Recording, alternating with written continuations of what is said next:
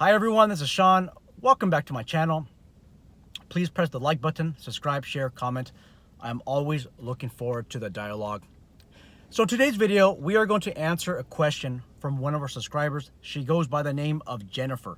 Jennifer is actually only 17 years old. Only 17 years old. It's such a privilege to be able to help out our youth. This is just so cool. So she has a two-part question. The first part of her question is, what steps can she take, what training can she take in order to become a private security officer in South Africa? The other part of her question is, how can she prepare to handle stress as a private security officer in South Africa? Let's begin by me acknowledging something. I have never been to South Africa. The only connection that I have with South Africa is I have a working knowledge of Afrikaans. And if you speak Dutch, if you understand Dutch, then you'll understand Afrikaans. That's the only connection that I have. So let's begin with answering these questions. Number one, we need to admit that South Africa operates a lot differently than the United States. And I mention United States because more than 80% of my subscribers come from the United States of America. It appears that the career ladder in South Africa is so much different. And it appears that you finish your time in the military, you finish your time as a police officer or other type of law enforcement officer, and then you apply to become a private security officer because it probably pays more, the benefits probably pay a lot more, there's a lot more specialized assignments, and you're just able to sustain your cost of living a lot more than if you were a law enforcement officer. And guys, this is just Africa. I know that in America, there are some private security officers that do get paid more than law enforcement officers, but when you look at law enforcement as a whole, law enforcement tends to get paid significantly more than private security officers. When you consider retirement, some law enforcement officers in America get lifetime medical retirement, and there's some other benefits that come with being a law enforcement officer. And obviously there's benefits that come with being a private security officer as well. So my suggestion to Jennifer is to get into the military, get into law enforcement. Now, obviously she has to persuade her parents to get into the military, because I could tell you, being the parent of a 17-year-old, you probably don't want your kids getting into a profession where they might not come back, home. At 17 years old, I can relate. At 17, I was a police explorer. And the interesting thing about being a police explorer is that I got more law enforcement training, well, I want to say this, practical exercises as a police explorer than an actual police officer. I've got more practical experience in scenarios when I was a police explorer than when I was in the police academy. Now, obviously, it depends on where you're an explorer. I was at an explorer post where they were old school over there. The explorer advisors even told us that you're going to get more training with these scenarios than the academy, than when you are a police officer. And that is so, so true. What I liked about being an explorer was the stress inoculation. For about 2 weeks total, when you look at all the time, there's about 2 weeks total where you have these drill instructors that get in your face, they yell at you, and their job is to make you quit. They have you doing push-ups, they're having you do all kinds of other calisthenics, and they wear you out. You're in a classroom, you think you're safe, and then they open the doors and they start screaming at you. And the problem was, about 80% of the drill instructors were other explorers. And being a teenager, or even being a 20-year-old, there's not too much holding you down. There's something that you will lack as an explorer drill instructor, and that's the word of empathy. You have no empathy at all. Usually when you get older, you have a lot more empathy for these explorer recruits, but not these ones.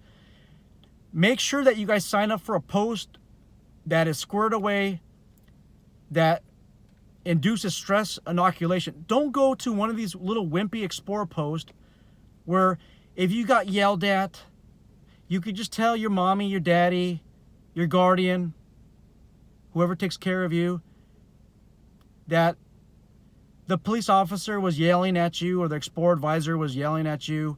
It hurt your feelings and you were going to cry and you want your little area to be more safe. Don't sign up for those types of posts exist where the parents complain. Guys, where I went to, if you're an Explorer and your parent complained, the drill instructors would harass you more.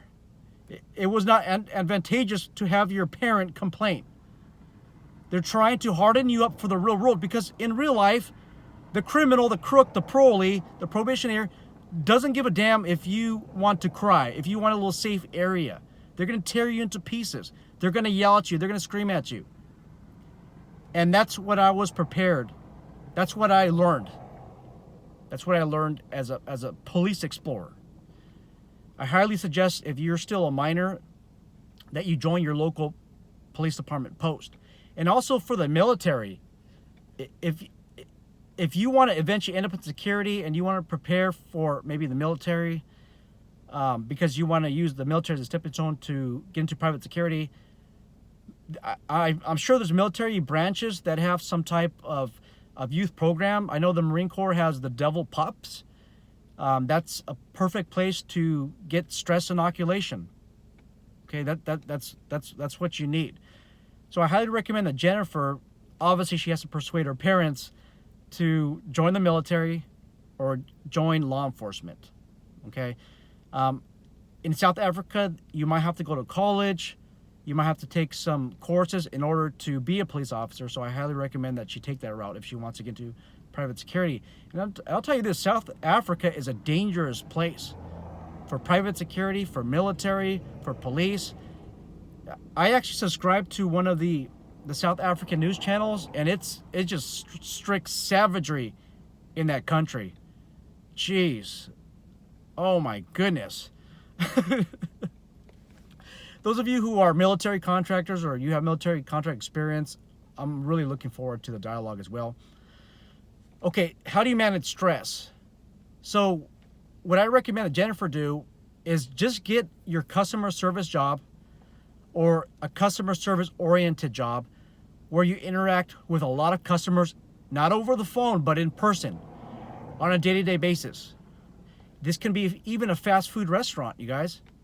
A lot of people make fun of fast food restaurants. Oh, you're just flipping burgers. No, there's angry customers in there.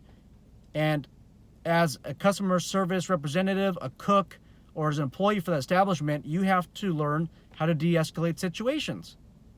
Especially those of you who are retail store managers or you're former managers of restaurants, fast food chains, you learn how to de-escalate situations because your life depended on it, your employee's life depended on it. And if it wasn't a threat to your life, well, it was a threat to your career or your job. So you learn how to de-escalate situations really quick.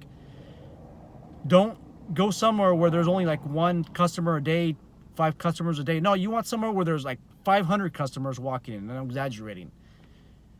You want to work in a high-paced environment, and believe it or not, that environment will prepare you for a career in private security.